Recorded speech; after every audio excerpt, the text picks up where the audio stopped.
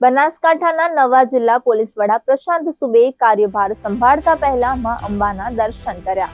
જિલ્લા પોલીસ વડાએ માં અંબાને ધ્વજા ચડાવી. ધજા ચડાવ્યા બાદ જિલ્લા પોલીસ વડાએ માં અંબા સમક્ષ સમગ્ર જિલ્લામાં શાંતિ બની રહે તે માટે પ્રાર્થના કરી.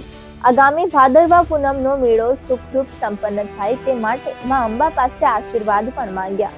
દેવસ્થાન ટ્રસ્ટ દ્વારા નવા જિલ્લા પોલીસ વડા પ્રશાંત સુબેનું સ્વાગત અને અભિવાદન કર્યું.